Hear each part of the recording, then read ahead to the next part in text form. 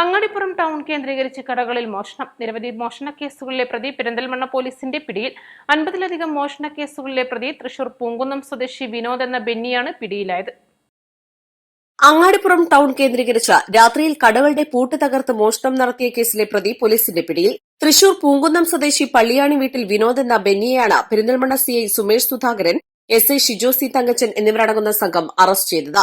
കഴിഞ്ഞ ജൂണിലാണ് അങ്ങാടിപ്പുറത്ത് പച്ചക്കറിക്കടയിലും മെഡിക്കൽ ഷോപ്പിലും കടകളുടെ പൂട്ട് തകർത്ത് കടയിൽ സൂക്ഷിച്ചിരുന്ന പണം മോഷണം പോയതായി പെരിന്തൽമണ്ണ പോലീസിൽ പരാതി ലഭിച്ചത്. തുടർന്ന് Perinthalmanna DYSP A Premjith, CI Sumesh Sudhakaran എന്നിവരുടെ നേതൃത്വത്തിൽ പ്രത്യേക അന്വേഷണ സംഘം രൂപീകരിച്ച് അങ്ങാടിപ്പുറം ടൌണിലും പരിസരങ്ങളിലും സ്ഥാപിച്ചിട്ടുള്ള സിസിടിവി ദൃശ്യങ്ങൾ കേന്ദ്രീകരിച്ച് നടത്തിയ അന്വേഷണത്തിൽ പ്രതി വിനോദ് എന്ന ബെന്നിയെ തിരിച്ചറിയുകയും പ്രതിക്കായി തൃശൂർ, എറണാകുളം ഭാഗങ്ങളിൽ അന്വേഷണം ഊർജിതമാക്കുകയും ചെയ്തിരുന്നു. പാലക്കാട്, തൃശൂർ, മലപ്പുറം, ഗൂഡല്ലൂർ ഭാഗങ്ങളിൽ സ്ഥിരമായി കറങ്ങി നടന്ന് രാത്രികളിൽ കടകൾ കേന്ദ്രീകരിച്ച് മോഷണം നടത്തുകയും ചെയ്യുന്ന വിനോദ് മോഷണശേഷം ദീർഘദൂര ബസ്സുകളിൽ കയറിപ്പോവുകയാണ് ചെയ്യുന്നത്. പാലക്കാട് ഭാഗത്ത് നിന്ന് പെരിന്തൽമണ്ണ ടൌണിൽ വന്ന ഗൂഡല്ലൂർ ഭാഗത്തേക്ക് പോകാനുള്ള ശ്രമത്തിനിടെ പെരിന്തൽമണ്ണ ടൌണിൽ വെച്ചാണ് പ്രതിയെ പിടികൂടിയത്.